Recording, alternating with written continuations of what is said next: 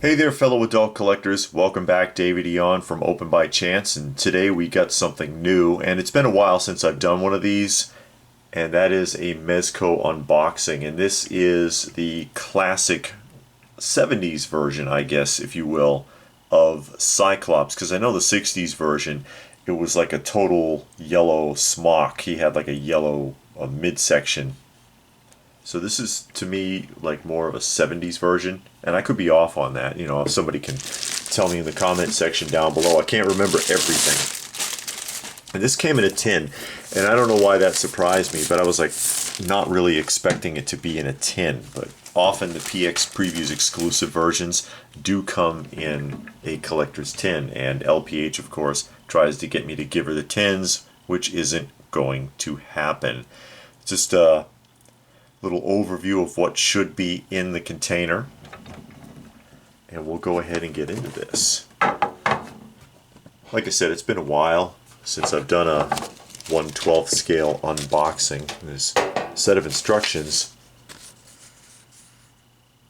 that's interesting. So I guess the neck is actually the battery pack, so you remove the neck separately to put under the head for the light up effect.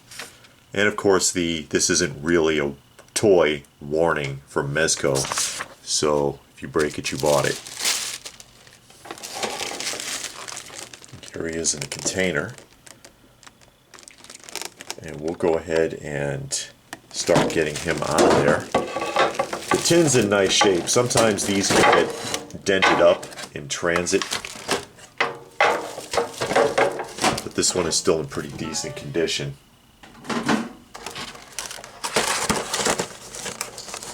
Lift off the exterior tray here.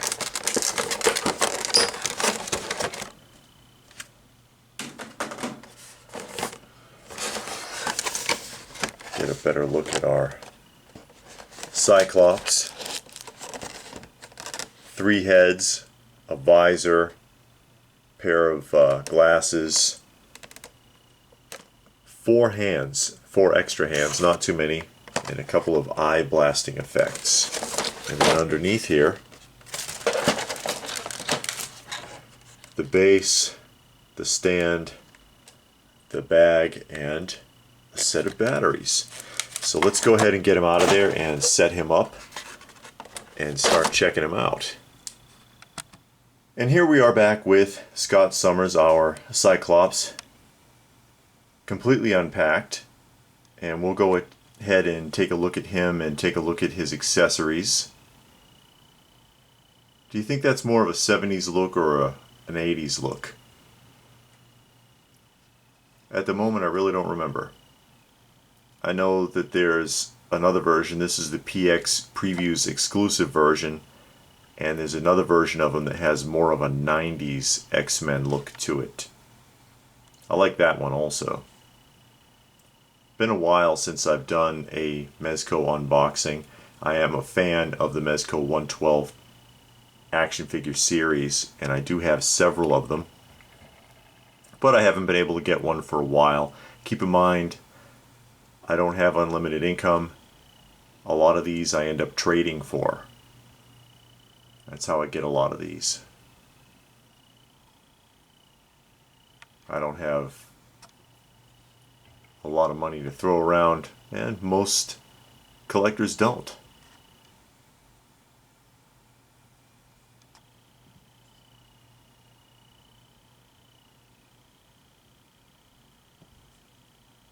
Take a look at some of his accessories here. I always wondered what was in the pouches. They always have pouches on their belt. It's like, what's in those? Start off with his heads. He's got 2 heads, 2 extra heads. Sort of a gritting teeth look that's similar to the head that he's already got. And these visors do come out, and that's how you interchange. Like if you wanted to put a blasting effect in, just sort of plug it in there carefully, and that's how you do that. And all of these heads should light up. All the eyes should light up across the board. But I don't know how well that'll translate into these blast effects, because traditionally that doesn't work very well on any of these. And the visor comes out on the other head as well, the one that's already on the figure. There's the unmasked Scott Summers. And those eyes should also light up. Cyclops, of course, has a steady stream, a beam that constantly comes out of his eyes that cannot be controlled. And he has to wear those special glasses, not the special glasses that Roddy Piper wanted you to wear in They Live, but a pair of ruby lenses that prevent him from obliterating everything he looks at. Some batteries for his neck, as his neck comes out to host the batteries. Blast effect 1, and a much larger, heavier blast effect here. And again, I really don't know how well that'll translate, because traditionally not very much light comes through these in my experience. 1/12 little bag that they always give you, the Ziploc bag, the arm for posing, the stand, and then some hands. It's got like a 2-finger hand for touching the side of his visor for opening and closing the lens so that he can blast.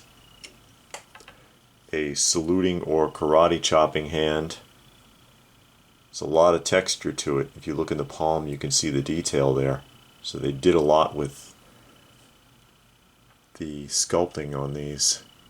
A pair of clutching or gripping hands. Again, not too many hands came with this one, which is fine for me. I know a lot of people like that. With me, it doesn't seem to matter so much. Replacement visors. This one is a replacement for, I guess, if you lose or break one of the other ones, because it's identical to the two that are already in the heads. And then 2 of these, which is the smoking visor, and these are identical, and I guess they provided an extra in case you break one that's very fragile. I'm surprised then that they only provided 1 pair of sunglasses, because you know, like with Blade, you got a ton of them. So let's go ahead and test his articulation. Usually these are articulated pretty well, but you never know. Standard head movement. It's kind of limited, like up and down is limited, side to side tilt is limited, but it does tilt, and that's most likely because the neck itself comes out, and we'll look at that in a minute. Standard arm shoulder rotation, and the elbow is double jointed. It is double jointed, some restriction because of the suit, but that's not too bad. Wrist movement and turning is really good. We'll pull one of these out. That came off pretty easily, actually, and just swap in a different hand. That's a lot more fluid than normal. Often with these, it's a little bit more difficult. That peg looks a little larger to me, though. Ab crunch, it's there but restricted by this like coating. Side to side. Splits. Forward and backward. Double jointed knee. Nice and fluid. Minimal turn right there at the boot. And then of course your ankle rotation.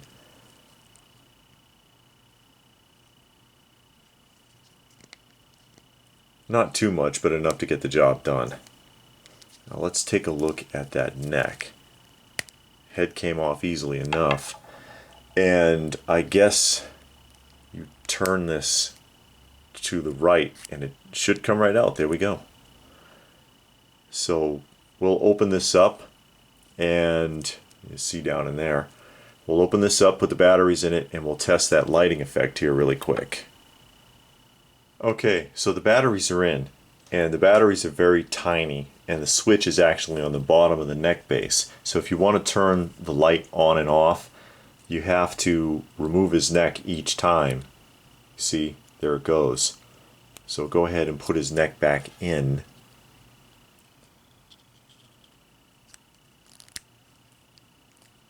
And turn it so that it's facing absolutely forward. I forgot to turn the thing on, because we're trying to test the light, right?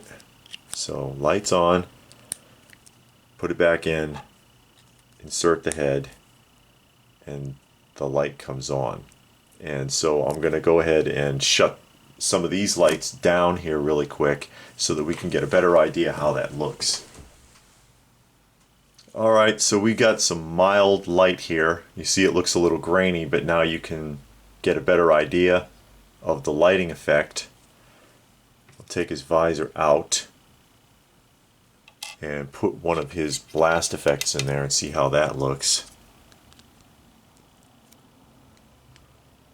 And again, you know, it works at the base, but as you trail down to the end of the blast effect, it dissipates, which is pretty average for how these things work. So don't expect too much out of that. You see that barely travels a third of the way through, up to about halfway, and then you can see it in the end glowing through there, but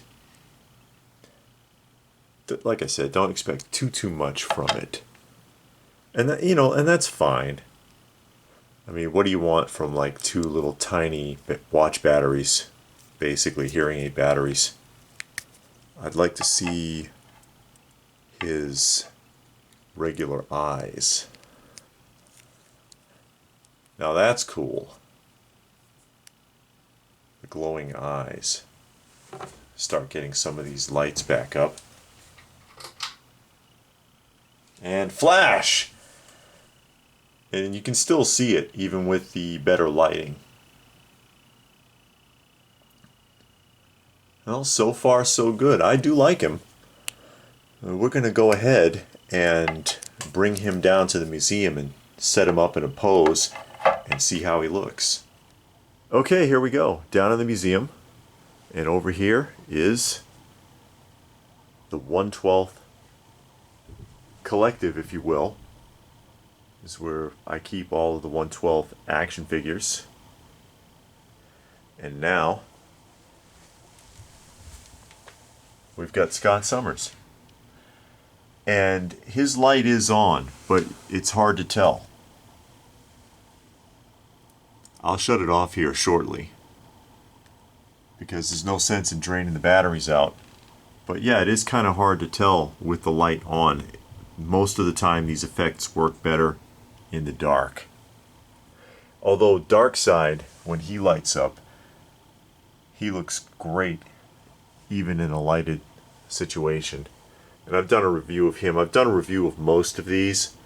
There's several that I haven't, but you know, it is what it is. One thing I noticed also, he grips the stand very well. That's a common problem with the Mezco 1/12 figures.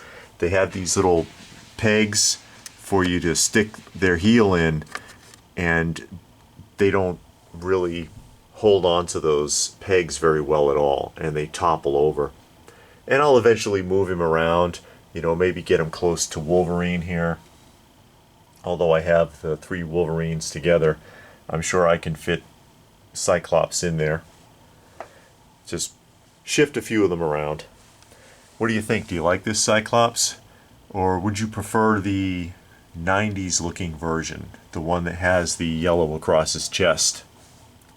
Primarily they're the same figure, just with like a costume change. But I don't know. It's all a matter of preference. What do you think? Do you like Cyclops? Would you want to add him to your collection? Do you think he looks good? Tell me your thoughts in the comment section down below. Please do give the video a thumbs up if you got something out of it. Share it if you can. Subscribe if you're new. Check out some of the other videos if you have not. I've got other unboxings of Mezcos and other figures, you know, 6th scale and such, modern figures. I do showcases of vintage figures. You see there's a lot going on down here. We do action figure discussions and weekly roundups and so on. A lot going on this channel. Hope you'll join us. Thanks for watching, and we will see you again soon.